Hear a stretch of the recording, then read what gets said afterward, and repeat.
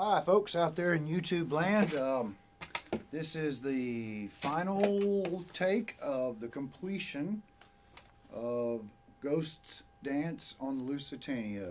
You might call it version 6. A lot has gone into this, and I have a list of people that I would like to thank. In the executive producer chair, this would mean that people that have listened closely and provided me with valuable, detailed production feedback, opinion feedback, in-depth listening feedback. Executive producers on this one would be Mr. Bill Ray, not only a fantastic musician, but a fantastic musical friend that took the time to listen and give me very, very detailed feedback, and not only my biggest influence as a bass player, additionally renowned for his role in the Glenn Phillips Band and his own productions. My friend Mike Stevens, who did so much for me early on in my playing career. I could not be who I am now musically without Michael Stevens' influence on me as a player, and as his detailed, to this day, his detailed feedback. Not to mention his guitar modifications, expert guitar modifications and customizations that he's done for me, and just being a good friend. My friend Brian Bland, who has listened very carefully and given me valuable feedback, detailed feedback that I took into account as far as part of this. My lovely woman of my life, Chris Vaughn, whose input and patience and kindness and spirit, beautiful spirit, has been a constant support to me, encouragement to me, an active joiner-inner, a participator. Her contributions have been both musical contributions on the keyboard and on many other levels, and I am so indebted to her. Musical influences that without them I would never have had the input that I have had to my brain that has influenced me to compose on the level that you're fixing to hear. Frank Zappa, first and foremost. Where would I be? Alan Holdsworth, in particular, on multiple levels, compositionally, chord structure wise, unbelievable technical virtuosity that I strive to work towards one day. Adrian Blue goes without saying, huge influence on me in terms of on multiple levels. Same sentence would have to be Robert Fripp in his use of consonants and dissonance, and his use of tonality and harmonic density, and guitar craft. Mr. Doyle Dykes, fingerpicker extraordinaire, and a very fine Christian man, and compositionally does things that are possible with fingerstyle composition that very few other guitar players will ever even strive to reach that level that he's at. I gotta throw in Brian May from Queen in terms of his tone, his approach, compositional structuring, layering. Without him I would never. Same sentence would be also layering. Credit goes to the equipment that I do this on would never have existed in the way that it exists or gotten its start without the contributions musically, compositionally, technically, equipment-wise, goes to Les Paul, the man, Les Paul.